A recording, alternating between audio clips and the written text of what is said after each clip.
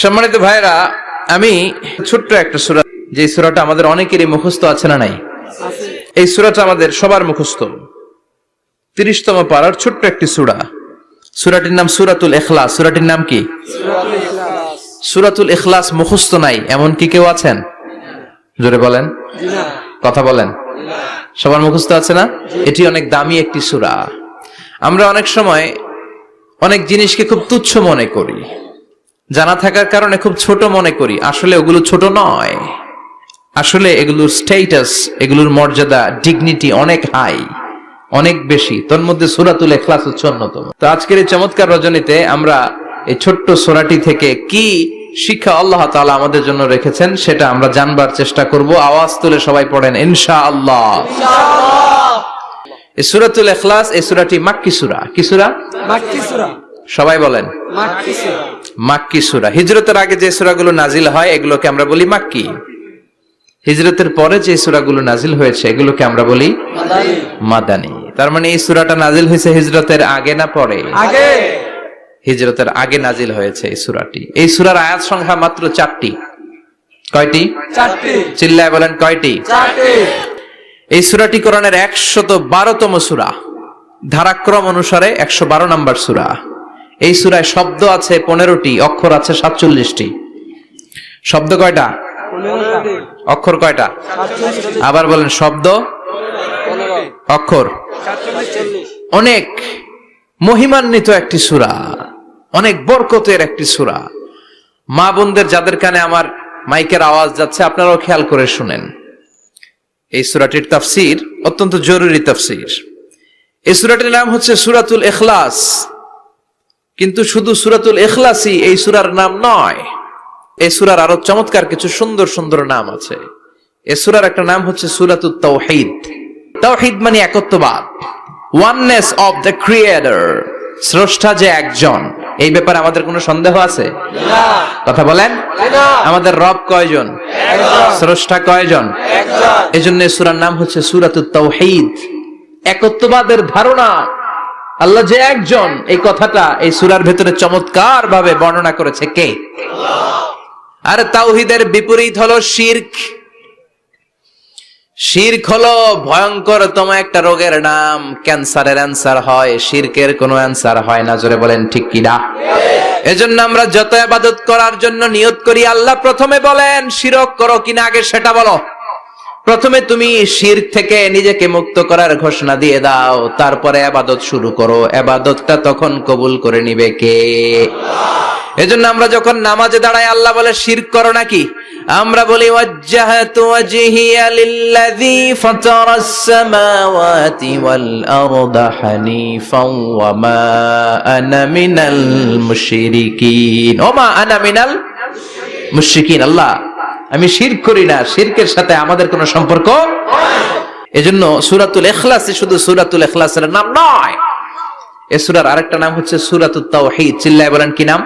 সূরাতুত তাওহীদ। সবাই বলেন কি নাম? সূরাতুত তাওহীদ। আবার এই সূরার আরেকটা নাম হচ্ছে সূরাতুল মা'রিফা। কি নাম? সবাই বলেন, আরো জোরে বলেন। সূরাতুল মা'রিফা। মা'রিফা মানে জানা বা চেনা। এই সূরা পড়লে আল্লাহরে জানা যায়, এই সূরা পড়লে আল্লাহরে চেনা যায়, এই সূরা পড়লে আল্লাহর পরিচয় পাওয়া যায়। এজন্য সূরার নাম হচ্ছে মা'রিফা। মা'রিফা মানে জানা বা চিনা। এই সূরা পড়লে আল্লাহরে জানা যায়, এই সূরা পড়লে আল্লাহকে চেনা যায়। চিল্লায় বলেন ঠিক কিনা? তার মানে দুইটা নাম জানলাম। একটা হচ্ছে সূরাতুত তাওহীদ। চিল্লায় বলেন কি নাম? সূরাতুত তাওহীদ। চিল্লায় কইছেন? চিল্লায় বলেন কি নাম? সূরাতুত তাওহীদ। 2 নম্বরে হলো সূরাতুল মা'রিফা। কি নাম? সূরাতুল মা'রিফা। 3 নাম্বার হলো সূরাতুস সমাদ। সূরাতুল ইখলাসের আরেক নাম সূরাতুস সমাদ। কারণ সমাদ শব্দটা এই সূরার ভেতরে আছে না নাই? কুল হুয়াল্লাহু আহাদ আল্লাহুস সামাদ লাম ইয়ালিদ ওয়া লাম ইউলাদ ওয়া লাম ইয়াকুল লাহু কুফুয়ান আহাদ। তার মানে সমাদ কার নাম? চিল্লায় বলেন। আল্লাহর নাম। সমাদ হচ্ছে আল্লাহর নাম। সমাদের বিপরীত হচ্ছে সনাম। সমাদ শব্দের বিপরীত কি? সনাম। সনাম মানে মূর্তি। সনাম মানে কি? মূর্তি। স্ট্যাচু। সনাম মানে মূর্তি। বিশ্বনবীর জামানায় এক লোক মূর্তির ইবাদত করত, মূর্তিটারে সব সময় আদর করত, মূর্তিটারে সব সময় ভালোবাসতো, সোহাগ করতো, মূর্তির কাছে চাইতো, রাত্রিবেলা উঠে মূর্তির কাছে কেঁদে কেঁদে মনের দুঃখ বলতো আর জিকির করতো সনম সনম সনম। আর সনমের বিপরীত কি? সমাদ। একদিন তার প্রিয় মূর্তিটাকে রেখে, তার কল্পিত খোদাটাকে রেখে সে বাজারে গেল। বাজার থেকে এসে দেখে তার মূর্তি গোসল করে দাঁড়ায় আছে, উপরে পানি, গোসল করা পানি। He thought it is the water of mercy and barakah. সে ভাবলো যেহেতু আমার খোদার গায়ের পানি, এটা রহমতের পানি হবে। কথা বলেন, খোদায় যদি গোসল করে খারাপ পানি দিয়ে করবে নাকি? কথা কয় না, এটা অনেক দামি পানি হবে, এটা নিশ্চয়ই বরকতের পানি হবে। He thought it is the water of mercy and blessings and water of rahmah. সে ভাবলো এটা রহমতের পানি, এই পানিকে তো এমনি মিস করা যায় না। যত রোগ আছে সব রোগের নিয়তে এখনই খাওয়া শুরু করে দেই। জিহ্বা দিয়ে চাটতে শুরু করেছে, started to suck it, the water of barakah. When he started to suck it, he found the taste is little bit weird, the taste is bitter. স্বাদটা একটু কটা কটা লাগে, লোনা লোনা লাগে, টক টক লাগে। বাট সে মনে মনে ভাবে এটা তো রহমতের পানি, ইট শুড বি সুইটার, এটা তো মিষ্টি হওয়ার কথা। কি হওয়ার কথা? It should be sweeter, but it is bitter. স্বাদটা কেমন টক টক, কটা কটা, লোনা লোনা, লবণ লবণ লাগে। ঘটনা কি? রহমতের পানি, খোদার গায়ের পানি, এটা কটা হবে কেন? খুঁজতে লাগলো কোনো কিছু ঘটছে কিনা। আশেপাশে তাকায় দেখে হাদিসে এসেছে সালাবান। সালাব মানে কি কে জানে? কুত্তা না, খ্যাকশিয়াল। আসলে কি? খ্যাকশিয়াল। আমরা বলে ফেলি যে কুকুর, আসলে দুইটা কুকুর সে দেখতে পেল, আর দেখলো এখনো রহমতের পানি পড়তেছে জায়গা দিয়ে, জায়গা দিয়ে রহমতের পানি ইজ ড্রপিং ডাউন, পানি পড়ছে এখনো। বুঝতে আর বাকি রইল না, আসলে এটা রহমতের পানি না, এটা গজবের পানি। কথা বলেন, রেগে মেগে আগুন। ঘটনা কি? এতদিন ভাবতাম খোদা, এখন দেহি হুদা। রাতের ঘুম নষ্ট করে কত রাত কেঁদেছি, কত রাত মনের কথাগুলো তাকে আমি বলেছি, এখন দেহি হুদা। আগে ভাবতাম খোদা, আসলে তো এইটা আমার কিচ্ছু করতে পারবে না, এটার এখন সাইজ করার সময় আসছে। কথা কন। মূর্তিটাকে নিয়ে জমিনের মধ্যে আছড়াতে শুরু করলো, ভাঙতে ভাঙতে হাত আলাদা করলো, খোদার হাত পা সব আলাদা করে ফেলছে। খোদারে মাইরা সাইজ করে তুরজা করে ফেলাইছে।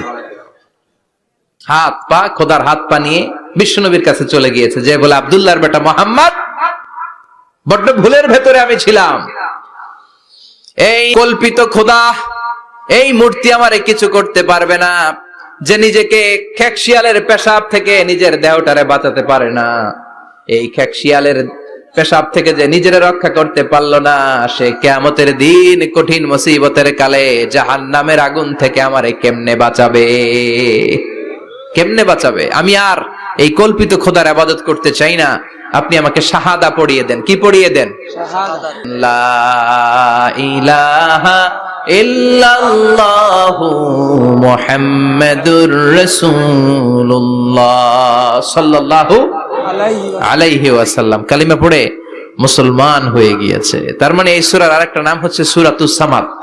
তিনটা নাম আমরা শিখলাম এই সূরার। প্রথমে শিখেছি সূরাতুত তাওহীদ, 2 নম্বরে শিখেছি সূরাতুল মারিফা, 3 নম্বরে শিখেছি সূরাতুস সামাদ। এই সূরাটা অনেক ফজিলতপূর্ণ সূরা।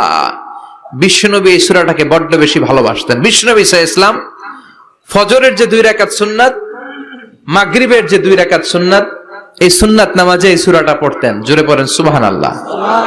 বিশ্বনবী সাল্লাল্লাহু আলাইহি ওয়াসাল্লাম তাওয়াফ করার পরে 2 রাকাত নামাজ পড়তে হয়। এই 2 রাকাত নামাজের দ্বিতীয় রাকাতে সূরাতুল ইখলাস পড়তেন, প্রথম রাকাতে পড়তেন সূরাতুল কাফিরুন। তাওয়াফের সালাতে প্রথম রাকাতে কোন সূরা? সূরাতুল কাফিরুন। দ্বিতীয় রাকাতে সূরাতুল ইখলাস বিশ্বনবী পড়তেন। আবার বিতরের সালাতের শেষ রাকাতে বিশ্বনবী পড়তেন সূরাতুল ইখলাস। বিতরের সালাত পড়বেন কয় রাকাত? প্রথমে 2 রাকাত, তারপরে সালাম ফিরিয়ে আবার 1 রাকাত। এইটা সবচেয়ে সহি পদ্ধতি। আবার মাঝে মাঝে বিশ্বনবী 3 রাকাত একসাথে পড়তেন, বসতেন শুধু শেষ বৈঠকে, এটাও ঠিক আছে। আবার আমরা যেটা পড়ি বাংলাদেশে, এটারও দলিল আছে, তবে আম দলিল, এটার খাস দলিল নাই, স্পেসিফিক দলিল নাই। বিষ্ণু বলেছেন তোমরা বিতরের নামাজকে মাগরিবের নামাজ থেকে আলাদা করে পড়ো। আমরা সেটাও করি, কারণ মাগরিবের নামাজে আমরা 3 রাকাতের পরে এরকম আল্লাহু আকবার বলে হাত উঠাই, তা আলাদা হয়েছে না? আবার আমরা আল্লাহুম্মা ইন্না নাস্তাইনুকা পড়ি, এটা কি মাগরিবের নামাজে পড়ি নাকি? তাহলে পার্থক্য আছে না নাই? তবে প্রথম দুইটা বেশি শক্তিশালী। রাতে 2 করে নামাজ পড়বেন, সব শেষে আপনি 1 রাকাত পড়বেন। বিষ্ণু বলেছেন ইজআলু আখিরা সালাতিকুম ফিল লাইলি বিতরা, তোমরা রাতের শেষ নামাজটারে বিতরের নামাজ বানিয়ে দিও। সুবহানাল্লাহ পড়েন। এইজন্য যাদের তাহাজ্জুদের অভ্যাস আছে, তাহাজ্জুদের পরে পড়া সুন্নাত। যাদের তাহাজ্জুদের অভ্যাস নাই, এশার সালাতের পরে পড়ে ফেলবেন। ইন্নাল্লাহা বিতরুন ইউহিব্বুল বিতরা, আল্লাহ নিজে বেজর, তাই বেজরকে তিনি পছন্দ করেন। এজন্য দিনের নামাজ রাতের নামাজ সবই বেজর। সারা দিন যা পড়লেন মাগরিবের 3 রাকাত পড়ার মধ্য দিয়ে সব বেজর হয়ে যায়। আবার রাতে 4 রাকাত 2 রাকাত করে যত নামাজ পড়লেন শেষে 1 রাকাত বেতের দিয়ে বা 3 রাকাত বেতের দিয়ে সব বেজর হয়ে যায়। এই 3 রাকাত বেতের নামাজের সর্বশেষ রাকাতে বিশ্বনবী এই ছোট্ট সূরাটা পড়তেন। সুবহানাল্লাহ পড়বেন না? এই আমলগুলো মনে থাকবে সবার। আবার বিশ্বনবী বলতেন সূরাতুল ইখলাস সাধারণ সূরা না, এটা সুলুসুল কোরআন, 1/3 অফ দা বুক। কোরআনের 3 ভাগের 1 ভাগ। কোরআন 30 পারা। এই সূরা একবার তেলাওয়াত করলে 10 পারার সওয়াব হয়ে যায়। 2 বারে পড়লে 20 পারার সওয়াব হয়ে যায়। 3 বারে পড়লে 30 পারার সওয়াব হয়ে যায়। পড়েন সুবহানাল্লাহ। 1/3 এই পুরো কিতাবের 1/3, 1/3 অফ দা বুক, সুলুসুল কোরআন। একবার পড়লে 10 পারা, 2 বার পড়লে 20 পারা, 3 বার পড়লে 30 পারা। অনেক মুহাদ্দিসিন এবং মুফাসসিরিনরা বলে না, সুলুসুল কোরআন 1/3 অফ দা বুক দিয়ে বিশ্বনবী এটা বুঝায় নাই। বিশ্বনবী বুঝিয়েছে অন্য একটা জিনিস। সেটা কি? সেটা হচ্ছে পুরো 30 পারা কোরআনের কথাকে যদি আমাকে 3 শব্দে আপনি আমাকে বলতে বলেন যে হুজুর পুরো 30 পারায় আল্লাহ কি বলেছে, আমি বলবো তাওহীদ, রিসালাত, আখিরাত। এই 3টা কথা পুরো 30 পারা কোরআনের ভেতরে আল্লাহ তাআলা আমাদেরকে বলেছেন। তাই কোরআনের যে সূরারই তাফসীর আমি করি না কেন, সেখানে হয় তাওহীদ, নয় রিসালাত, নয় আখিরাতের কথা সেখানে আছে না নাই? এজন্য পুরো কোরআনের শিক্ষাটাকে প্রেসাইজ করলে, কনসাইজ করলে 3টা শব্দ দাঁড়ায়, তাওহীদ, রিসালাত, আখিরাত। যেহেতু সূরাতুল ইখলাসের ভেতরে তাওহীদের কথা আছে, তার মানে 3 ভাগের 1 ভাগ কথা আছে না নাই? সুবহানাল্লাহ পড়েন। সুলুসুল কোরআন 1/3 অফ দা বুক। একবার পড়লে 10 পারা, 2 বার পড়লে 20 পারা, 3 বার পড়লে পুরো কোরআনের খতম। কিংবা যে 3টা মেসেজ আল্লাহ দিতে চেয়েছেন পুরো কোরআন দিয়ে, তার একটা এই সূরার ভেতরে আছে না নাই? চিল্লায় বলেন। আবার বিশ্বনবী মদিনাতে হিজরতের আগে কোবা পল্লীতে মসজিদ বানালেন, মসজিদে কোবা। হজ করতে গেলে, উমরা করতে গেলে লোকজন এই মসজিদটাতে বড্ড ভিড় করে, কারণ বিশ্বনবী প্রতি সপ্তাহের শনিবার এই মসজিদে যেতেন। কি বার? কথা বলেন। এজন্য মদিনাতে গেলে শনিবারে জিয়ারত করা সুন্নাত। শনিবারে, প্রতি শনিবারে বিশ্বনবী মসজিদে নববী থেকে হেঁটে হেঁটে হেঁটে হেঁটে এই মসজিদে কুবায় যেতেন। এবং বিশ্বনবী বলেছেন যারা ঘর থেকে ওযু করে এই মসজিদে কুবায় যে 2 রাকাত নামাজ পড়বে, একটা কবুল উমরা হজের সওয়াব আল্লাহ তার আমলনামায় দিয়ে দিবে। এই মসজিদে কুবা মসজিদের জন্য বিশ্বনবী একজন ইমাম নির্ধারণ করলেন। ইমাম সাহেবকে বললেন যাও তুমি নামাজ পড়াও। বিশ্বনবীর অ্যাপয়েন্ট দেয়া ইমাম সাহেব কোবা পল্লীতে যে নামাজ পড়ানো শুরু করলেন, কিন্তু সমস্যা বেড়ে গেল। তিনি মাগরিবের নামাজ, এশার নামাজ আর ফজরের নামাজ, মানে যেই নামাজে আওয়াজ করে কেরাত পড়তে হয়, কয় নামাজে আওয়াজ করে কেরাত? কথা বলেন। কি কি? মাগরিব, এশা, ফজর। এই ইমাম সাহেব ইমামতির চান্স পেয়ে প্রতি রাকাতের নামাজে সূরা ফাতিহা পড়ার পরেই সূরা ইখলাস দিয়ে নামাজ শুরু করে, তারপরে আরেকটা সূরা পড়ে, আবার দ্বিতীয় রাকাতে সূরাতুল ফাতিহা পড়ে, আবার সূরা ইখলাস। ফজরের সময়ও সূরা ইখলাস, এশার সময়ও সূরা ইখলাস, মাগরিবের সময়ও এই সূরা। মুসল্লিরা সব খেপে গিয়েছে। সবাই বলে ও ইমাম সাহেব ঘটনা কি? খালি কুল হুয়াল্লাহ পড়েন কেন? আর সূরা নাই আপনার? খালি কুল হুয়াল্লাহ পাইছেন নাকি? নাগাইশ জামে মসজিদের ইমাম সাহেব মাগরিবের প্রথম রাকাতেও সূরাতুল ইখলাস, দ্বিতীয় রাকাতেও ইখলাস, এশার নামাজের প্রথম রাকাতেও ইখলাস, দ্বিতীয় রাকাতেও ইখলাস, ফজরের রাকাতেও ইখলাস, দ্বিতীয় রাকাতেও ইখলাস। কি করবেন? আজকে ইমামের একদিন কি আমার একদিন? পাইছেন কি আপনি? সবাই বলে আপনি পাইছেন কি? ইমাম সাহেব কয় পড়তে মন চাইলে পড়ো, নাইলে অন্য মসজিদে যাও। কারণ এটা বাংলাদেশের সিস্টেমে সভাপতি সেক্রেটারির নিয়োগ দেয়া ইমাম না, নিয়োগ দিয়েছে বিশ্বনবী। আবার ক্যান্সেল করলেও লাগবে বিশ্বনবীরে, ঠিক কিনা? নিয়োগ দিয়েছে বিশ্বনবী, নিয়োগ বাতিল করলেও করবে কে? বিশ্বনবী। মুসল্লির তো কোনো এখতিয়ার নাই। সব মুসল্লিরা মিলে বিশ্বনবীর দরবারে যায়, যে বলে নবী কি ইমাম সাহেব দিলেন, কুল হু আল্লাহ ছাড়া কিচ্ছু পারে না, খালি কুল হু আল্লাহ। কি এক মুসিবতে আছি, প্রত্যেক নামাজে কুল হু আল্লাহু আহাদ দিয়ে শুরু করে, এরপরে আরেক সূরা পড়ে। ঘটনা কি? বিশ্বনবী বললেন ইমাম সাহেব রে ডাকো। বিশ্বনবী ইমাম সাহাবীরে বললেন, ও সাহাবী, কেন এই কাজটা করো? তোমার মুসল্লিরা বলে প্রতি রাকাতে কেন কুল হু আল্লাহ দিয়ে শুরু করো, ঘটনাটা কি? অন্য সূরা পড়ো না কেন?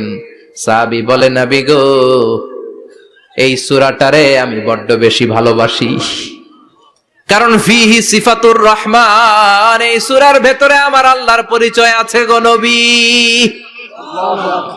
এই ছোট্ট সূরার ভেতরে রব্বুল আলামিন যত সুন্দরভাবে নিজের পরিচয়টা বলে দিয়েছেন, কোরআনের কোন সূরার ভেতরে সেই পরিচয় আমি পাই না।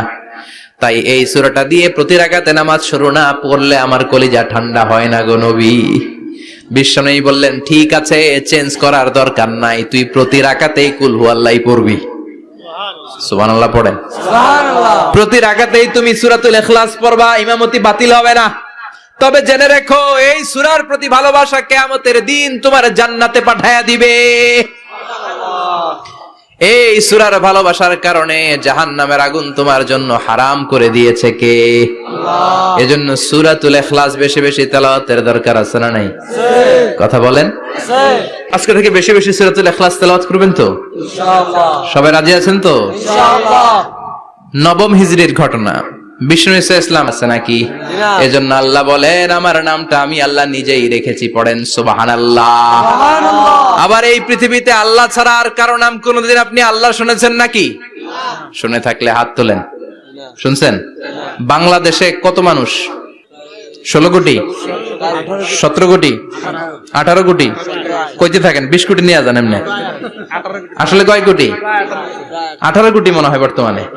16 কোটি তো অনেক আগের হিসাব। 18 কোটি মানুষ এই দেশে। এই 18 কোটি মানুষের মধ্যে কারো নাম আল্লাহ শুনছেন? জি না। কথা কন। জি না। আমেরিকাতে, এত বড় মহাদেশ, পুরো আমেরিকায় কারো নাম আল্লাহ? জি না। গোটা বিশ্বে আরেকজনের নাম আল্লাহ আছে? জি না। এমনকি ফেরাউন, সেও নিজের আল্লাহ বলে নাই। ফেরাউনের মতো এত কুখ্যাত ইন্টারন্যাশনাল সন্ত্রাসী আসে। ফেরাউন ইন্টারন্যাশনাল কুখ্যাত সন্ত্রাসী না? সে কুখ্যাত সন্ত্রাসী। এই সন্ত্রাসীটাও খেয়াল রাখবেন, নবীদের সাথে যারা বিরোধিতা করেছে তারা সন্ত্রাস, আর নবীরা ছিল মুজাহিদ। চিল্লায় বলেন ঠিক কিনা? তার মানে বিশ্বনবী ছিলেন মুজাহিদ। এবার সন্ত্রাসীটার নাম বলেন, আবু জাহেল। মুসা আলাইহিস সালাম ছিলেন মুজাহিদ, তাহলে সন্ত্রাসটার নাম বলেন। ইব্রাহিম আলাইহিস সালাম ছিলেন মুজাহিদ, তাহলে সন্ত্রাসটার নাম বলেন। তার মানে হকের পক্ষে যারা তারা সবাই মুজাহিদ, আমরাও মুজাহিদ। চিল্লায় বলেন ঠিক কিনা? কল্যাণের কথা যারা বলে তারা মুজাহিদ, অন্যায়ের দিকে যারা ডাকে তারা সন্ত্রাস। কোটা বিরোধী আন্দোলন যে যুবক ছেলেগুলো করেছে ওরা মুজাহিদ, ওদের বিরোধিতা যারা করেছে ওরা সন্ত্রাস। নিরাপদ সড়ক চাই আন্দোলন যে ছেলেগুলো করেছে এক একটা মুজাহিদের বাচ্চা, ওদের বিরোধিতা যারা করেছে এক একটা কুখ্যাত সন্ত্রাস। এজন্য হকের পক্ষে যারা থাকবে, ইসলামের পক্ষে যারা থাকবে, ন্যায় নীতি সাম্যের পক্ষে যারা থাকবে তারা মুজাহিদ। বাই ডিফল্ট এগুলো মুজাহিদ। চিল্লায় বলেন ঠিক কিনা?